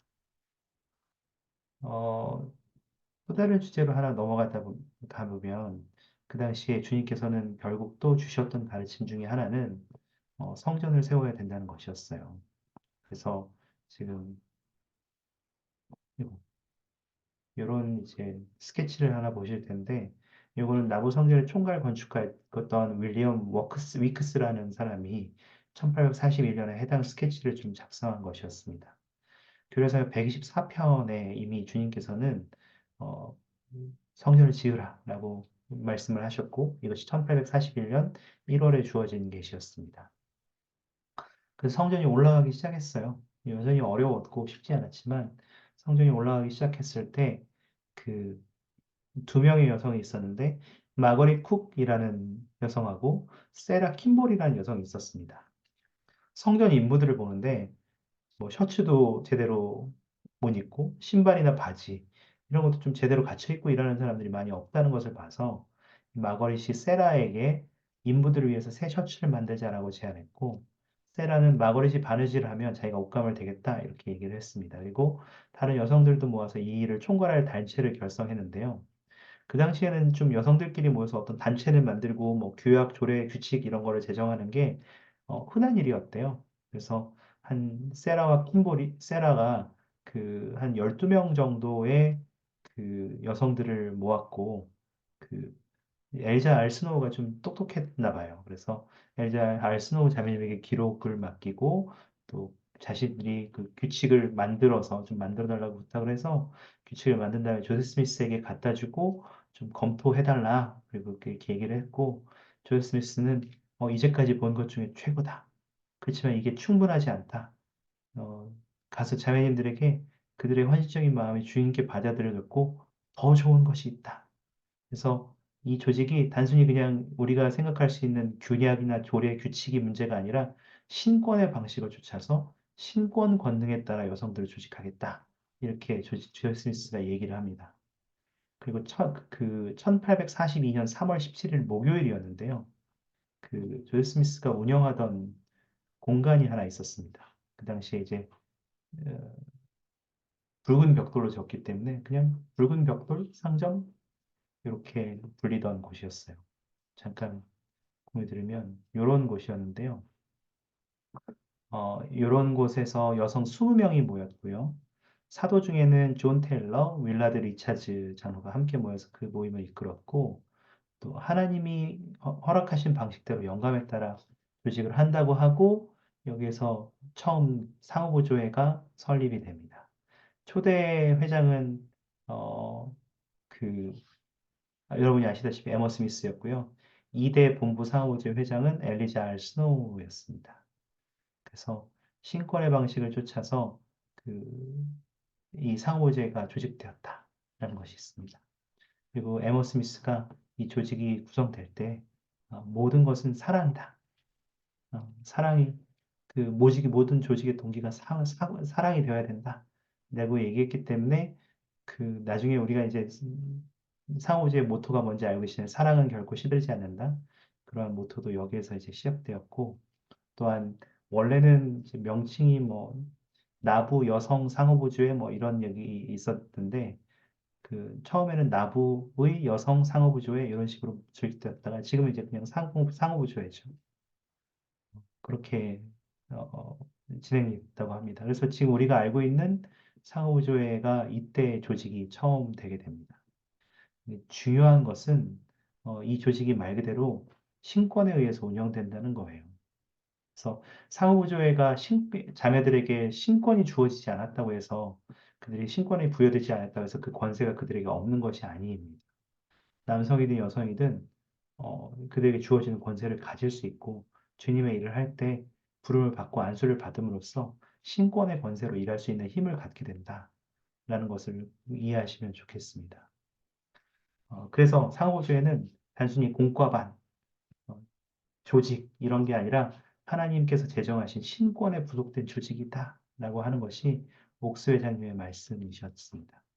이것도 시간이 많이 지나가지고 제가 사실 마음이 좀 급한데 한번 읽어보실 수 있도록 제가 이제 목수 회장님의 말씀을 좀 공유 드립니다. 한번 읽어보시죠.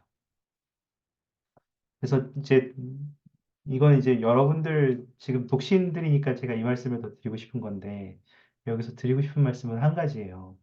여러분 이제 사실 상업지에 들어가기 좀 뭐라고 하죠? 꺼리시는 분들도 있고 독신들 중에는 아우 독신반 따로 만들어 주세요라든지 혹은 일부 지역에서는 독신반이 따로 만들어지기도 하고요. 혹은 아유 나 청소년 부름 주세요. 청소년으로 갈래요. 이렇게 하는 적도 있고 하여튼 너무 어르신들이 계시니까 상호주에 들어가는 게 조금 부담스러운 특히 이제 고3 18세가 막 된 여성들이 상호주에 들어가는 걸 굉장히 좀 어색해하기도 하잖아요. 단순히 이 상호주의를 공과반이라든지 나이가 돼서 속해야 할 조직으로 생각하면 그것이 너무 당연한데 여러분 특히 자매님들의 인식 속에 또 형제님들은 이제 뭐 청남에서 장로정원으로 올라가는 거겠죠. 마찬가지로 하나님께서 제정하신 신권에 부속된 조직이고 또 이 일을 하는 이 상호주의라는 조직이 얼마나 큰 대의를 가지고 있는가라는 것들에 대해서 어, 먼저 살펴보시고 그것에 대해서 공부하신다면 여러분들은 참 이 일에 있어서 정말 많은 간증과 또 상호주의에 대한 여러분의 어떤 자부심 같은 것도 느끼실 수 있으리라고 생각합니다. 여러분들이 혹시 뭐 이것도 읽어보실 수 있으면 좋은데 여성들 같은 경우에는 뭐 여러 가지 책들이 좀 있어요. 근데 하여튼 음, 지금은 이제 쓰지 않지만 그 한국어로 번역된 걸 그냥 드리면 내 왕국에 속한 땅들이라고 해서 예전에 상호주의 교재로 쓰였던 책이에요. 그래서 이것도 한번 살펴보시면 좋을 것 같아요. 어, 이것이 굉장히 여기에 상호주의 역사에 대한 것들, 그리고 상호주의가 누리고 있는 학을 보여주고 있는 굉장히 훌륭한 역할들, 역사 다 담겨 있어서 여러분이 이것도 한번 살펴보시면 좋겠습니다. 그리고 마지막으로 하나 더 나누고 싶은 것이 있는데, 아까 보셨던 그 붉은 벽돌 상점, 보이시잖아요. 아까 보셨잖아요. 거기서 또 다른 일이 하나 더 일어나는데, 그것이 바로 엔다우먼트와 관련된 일입니다. 그래서, 음, 나부에서 이제 처음으로 성전 엔다우먼트가 알려집니다. 이게 이제 붉은 벽돌 상점 아까 보셨던 요 건물 있죠? 요 건물의 위층에 가면 요런 방이 있었대요. 굉장히 지금 여러분 지금 뭐 이제 역사적으로 다 복원이 돼 있으니까 가서 보실 수 있는데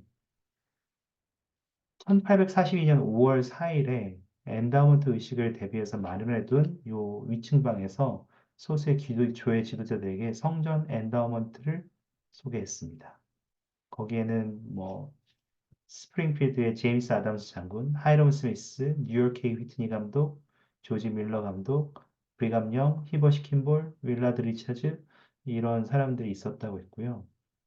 시슴, 기름 부음, 엔다우먼트 그리고 멜기세덱의 신권에 속하는 열쇠들을 전달했으며 엔다우먼트 의식에 대해서 확실하게 여기서 처음 가르쳤고 그것을 준비되는 대로 성전에서 그것이 행해질 거다라는 것에 대해서 알려졌습니다. 그리고 여기서 처음 소개한 것이 또 이제 우리가 알고 있는 그, 어, 가먼트, 성전 가먼트도 어, 여기서 처음 소개됩니다. 그래서 여기에서도 그 엔다우먼트를 위해서 성도들이 준비될 수 있도록 하는 것도 여기에서 이제 처음 알려지기 시작해서 어, 우리가 알고 있는, 근데 이게 어떻게 알려졌는지는 몰라요. 그냥 계시에 의해서 주겠다, 주어졌다라고만 알고 있지, 이 신성한 의식이 어떻게 좀 그 절차라든지 이런 것이 어떻게 주어졌는지에 대해서는 명확하게 알려져 있지는 않습니다. 근데 어떤 사람들은 요것을 바라볼 때에 조금 그 뭐라고 하죠? 그 당시에 속해 있던 조세 스미스 속해 있던 그 메이슨, 프리메이슨의 의식과 좀 비슷하지 않느냐. 그런 얘기도 조금 있었다고 얘기가 있어요. 그런데 뭐 전혀 다른 의식이라는 것은 우리가 분명히 알고 있습니다. 엔다우먼트 의식을 들어갈 때 여러분들이 어떠한 것에 대해서 생각하시는지 모르겠는데 여러 가지 배움이 있죠. 특히 어, 우리가 알고 있듯이 갑신진주에 나오는 모세서나 아브라함서에 있는 특히 이제 창조와 아담과 이브, 에덴 동산에 있었던 것들, 그 여러 가지 가르침들이 우리에게 주어지는데요. 그것을 통해서 우리는 구원에 대해서 더 알 수 있고 영생을 얻기 위해 우리가 준비하는 과정에 대해서 더 배울 수 있습니다. 오늘 여러분께 가장 나누고 싶은 것 중에 하나는 바로 그 성전 추천서 접견과 관련해서 최근에 변경이 있었다는 것을 한번 좀 소개해드리고 싶었어요. 특히 어떤 변화가 있었냐면 가먼트를 입는 것과 관련해서 변화가 좀 있었습니다. 그 성전 가먼트에 대해서 예전에는 어떤 얘기들이 있었냐면 예전 그 성전 추천서 접견, 바로 최근까지 사용하던 접견을 바라보면 거기에는 그 어떤 내용들이 담겨 있었냐면 조금 사람들에 따라서 그 성전 가문틀을 마치 내가 원할 때는 알아서 판단해서 벗고 입을 수 있는 것처럼 생각하는 할 수 있는 요소들이 조금 보였어요. 의도가 그렇지 않았지만. 그래서 실제로 어떤 사람들은 그것들을 의도적으로 조금 자신의 해석에 맡겨서 사용했던 사람들도 있는 것 같습니다만. 어, 이번에 성전 가먼트 착용과 관련해서 문구가 좀 많이 변경되어서 다시 한번 주어졌습니다. 그리고 성전 추천서에 관련해서 몇 가지 질문들도 이러한 부분에 맞춰서 좀 같이 변경이 됐다기보다는 수정이 됐는데요. 이 공문은 4월에 내려온 공문입니다. 신권 지도자들에게, 스티크 회장 및 감독들에게 내려온 4월에 있었던 공문이고, 여기를 읽어보시게 되면, 어, 그 가먼트를 입을 때 여러분은 예수 그리스도에 대한 성스러운 상징을 입는 것이다. 가먼트를 입는 것은 그분을 따르겠다는 여러분의 내적인 결심을 외적으로 표현하는 것이다. 또한 가먼트는 성전 성역을 상기시켜주는 것이다. 이렇게 나와 있습니다. 그리고 여기에부터 이제 조금 더 분명하게 설명이 되어 있는데 여러분은 온 생애 동안 밤낮으로 가먼트를 입어야 합니다. 어떤 활동을 할 때 가먼트를 입은 채로 할 수 없어서 꼭 가먼트를 벗어야만 할 경우 가능한 한 빨리 다시 입어야 합니다. 여러분은 예비의식에서 지시받은 대로 가먼트를 입은 성스러운 특권을 포함하여 여러분이 맺은 성약을 지킬 때 구주께서 주시는 자비와 보호의 힘과 권능을 더 많이 받게 될 것입니다. 라고 이렇게 언급이 되어 있거든요. 제가 여러분에게 여쭈고 싶은 것은 그거였어요. 그, 여러분이 생각할 때, 이 가먼트를 입은 채로 할 수 없는 활동이 여러분이 생각하는 게 뭐가 있는지가 좀 궁금했어요. 되게 이게 좀 물어보는 게 어색할 수도 있는데, 어, 가먼트를 입은 채로 할 수 없는데 벗어야만 네, 강동관 의원님. 이거 관련해서 제가 네, 성전봉사자로 봉사하면서 성전의 어떤 한 지도자분께서 해주신 말씀 중에 하나가 네, 최근에 결혼을 할 때 이제 드레스 입을 경우 이제 가모트를 벗어는 것 때문에 이제 그런 논란이 있었다고 되게 많이 들었거든요. 네. 이걸 입냐 마냐. 이- 이게 어쩔 수 없이 벗어야 되는 거다.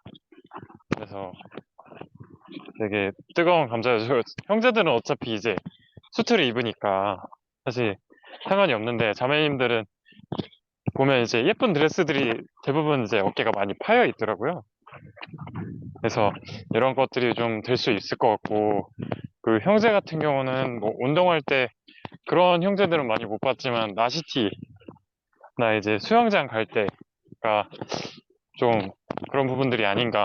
네, 제가 가먼트 얘기가 나와서 저도 약간 궁금했는데 그러한 그 이제 결혼할 때 그런 부분은 아마 누군가 부딪히거나 뭔가 얘기가 될 것 같은데 이럴 땐 어떻게 해야 될까 이런 생각도 있었습니다. 감사합니다. 뭐 수영장에 관한 문제도 있겠고, 특히 최근에 이제 결혼할 때 자매님의 드레스들을 입는 문제, 혹은 뭐 여러 가지 다른 상황들도 있을 수 있겠죠. 뭐 혹시 다른 경우들도 있을까요? 아니면 혹시 지금 강성관 형제님 말씀하신 것에 대해서 여러분은 좀 어떻게 생각하셔요?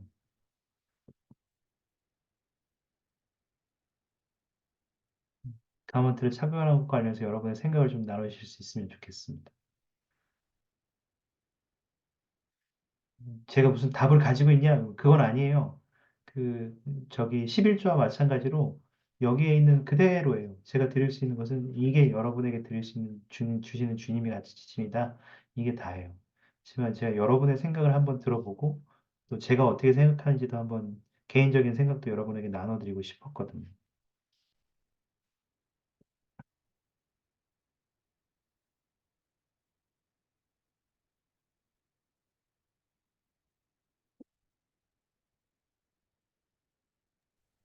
네, 이현희님. 그 아까 문장 중에서 이제 가먼트 이벤트를 할 수 없는 활동이라는 말에 선행되는 말이 밤낮으로 가먼트를 입어야 된다라는 말이었잖아요.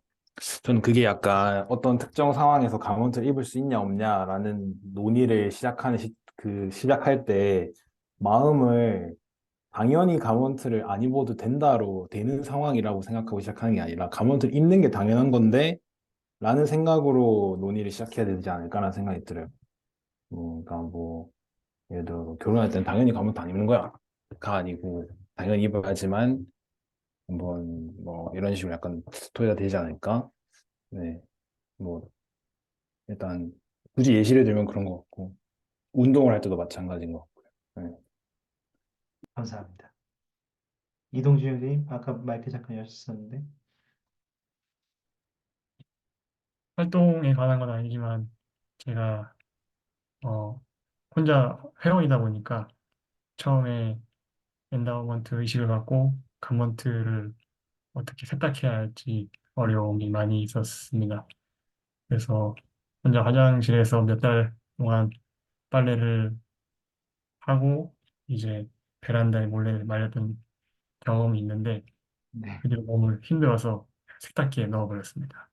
음, 아버지가 항상 이게 뭐냐고 물으시면은 많이 곤란했는데 그때마다 미군들 보시면은 이런 속옷 입죠. 그런 거예요라고 음. 그냥 어물쩍 넘어간 적도 있었습니다.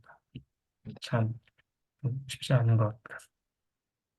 뭐 요즘에는 가먼트를 이제 옛날처럼 교회원이 아닌 사람들에게 보여주지 말아야 된다 그런 건 없어요. 공개적으로 교회에서도 영상이나 이런 걸 통해서 가먼트를 공개하기는 해요. 왜냐하면 너무 많이 이제 사람들이 성전에도 숨어들어서 이제 몰카를 찍는다든지 아니면 가먼트 뭐 심지어 되게 노력을 들여서 회원되고 1년 동안 열심히 노력해서 성전을 간 다음에 가먼트를 사서 엔다먼트 의식을 다 받은 다음에 교회를 나가는 사람들도 있더라고요.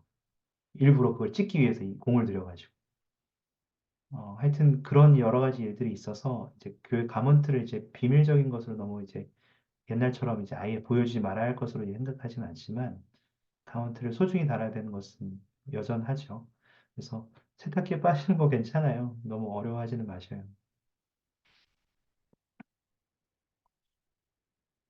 아마 대부분 여러분들이 이제 좀 어려운 것들 중에 하나가 그런 것들인데, 이제 시간이 많이 지나긴 했는데, 혹시 또 있으셔요? 혹시 들을 수 있을 만큼 최대한 듣고 이제 제 개인적인 생각을 좀 나누고, 경험과하고 같이 나누고 싶은데,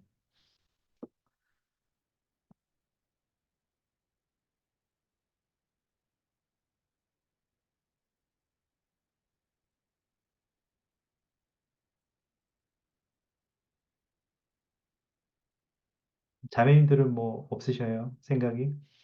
나누고 싶은 생각?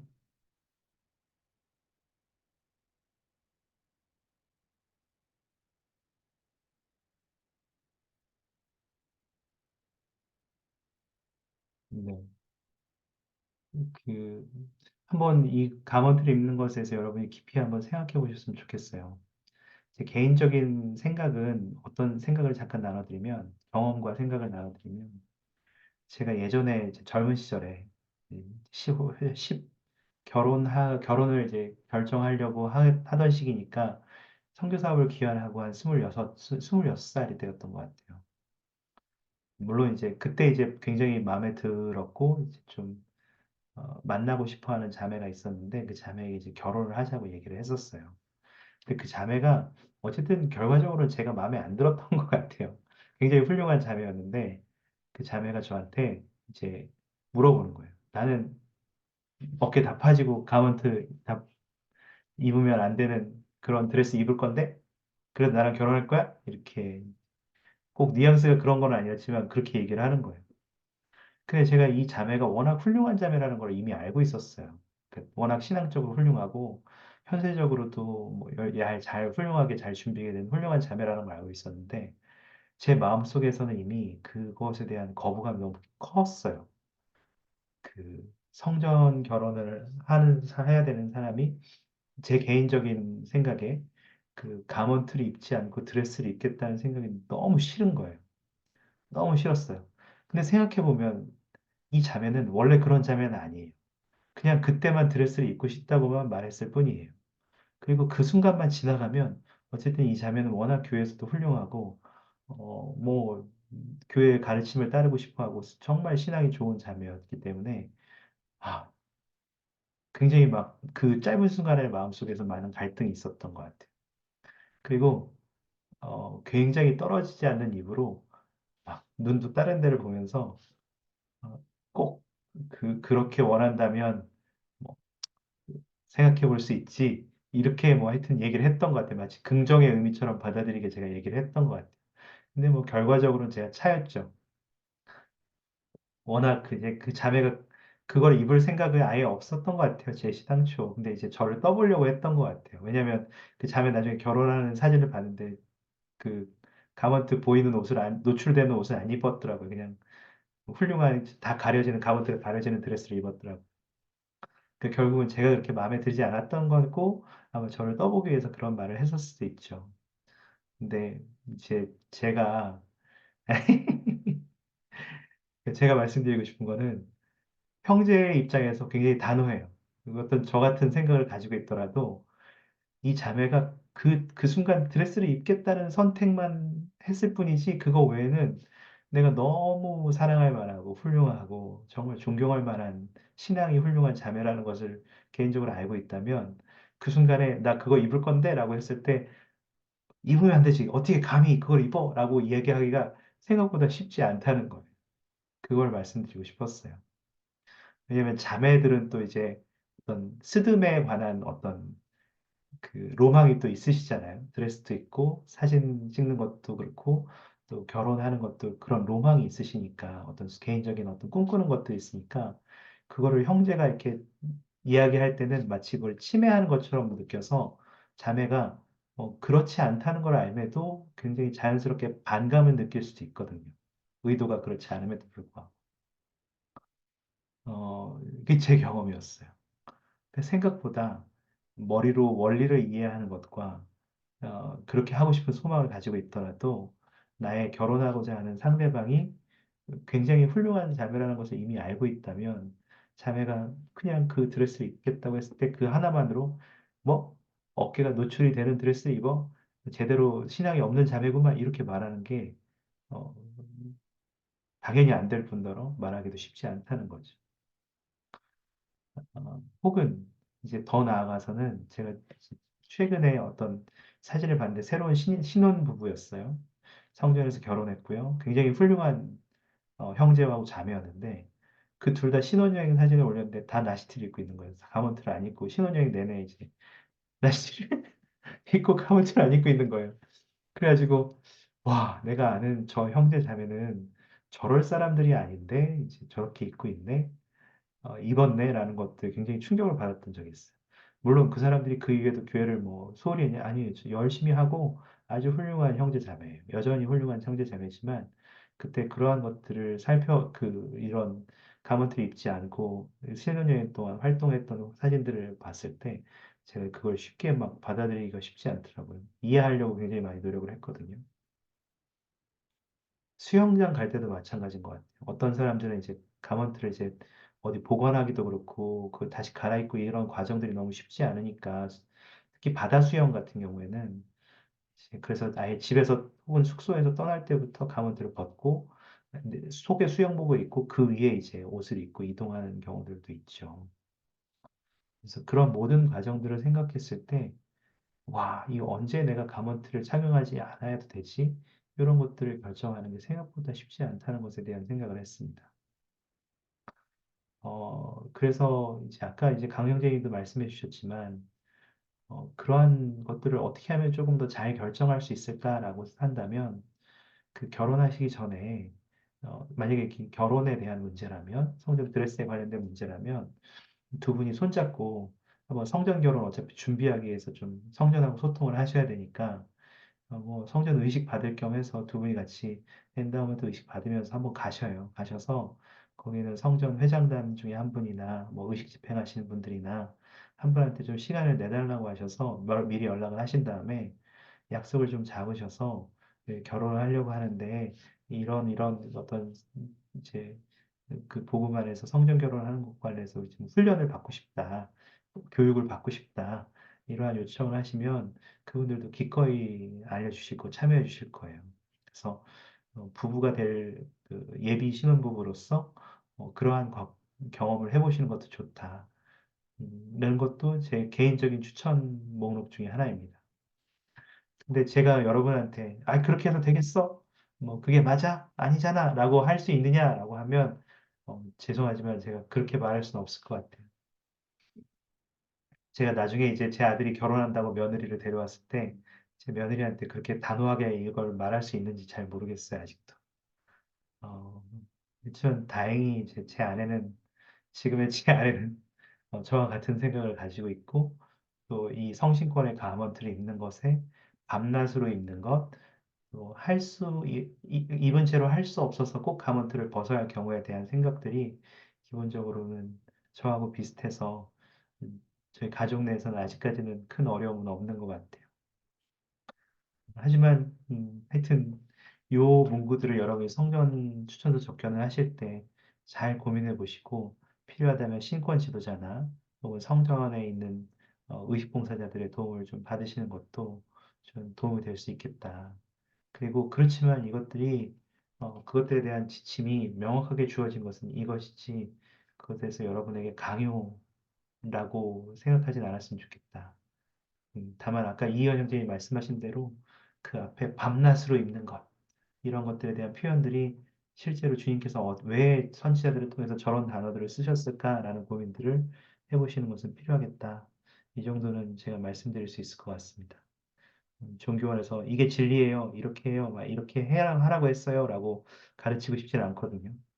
그렇지만 여러분이 이 문제에 대해서 주님께서 여러분에게 원하시는 것이 어떠한 방향인지 깊이 생각해보고 고민해보시면 좋겠다고 생각합니다. 오늘 드릴 말씀 다 드렸습니다.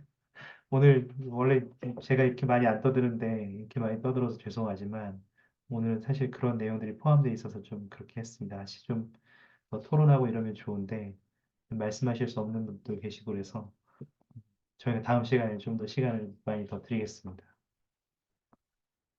여러분, 우리가 상호주의 조직, 엔다먼트, 가먼트, 복수결혼 여러 가지 이야기들을 했지만 그 모든 것들을 시행하고 순종하는 그 과정에 있어서 항상 주님으로부터 오는 영적인 증거들을 얻고 그 과정을 통해서 주님을 신뢰하는 경험들이 항상 포함되어 있습니다.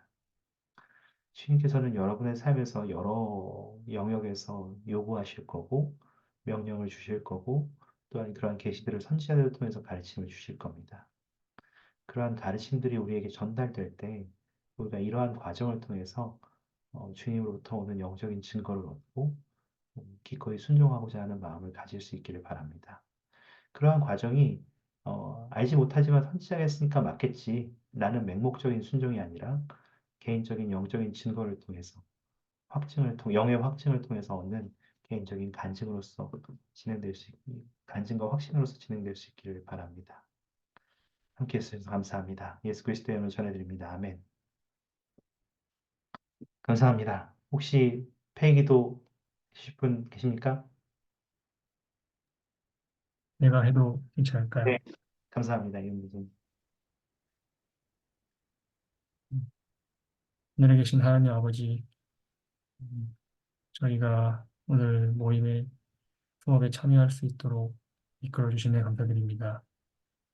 음, 교회, 교회의 조직을 회복하여 주시고 사도와 도사를 통해 예수 그리스도의 빛을 밝혀주시네 감사드립니다. 정혜산 교수님을 축복하여 주시고 오늘 수업에 자신의 생각과 의견을 나눠주신 형제 자매들 또한 축복하여 주시옵소서. 오늘 수업을 통해 저희가 그리스도의 순수한 사랑을 배우고 느낄 수 있음에 감사드립니다. 이 모든 것에 감사드리며 마치는 시간에 구주 예수 그리스도의 이름으로 기도드립니다. 아멘. 아멘. 감사합니다. 다들 행복 감사합니다.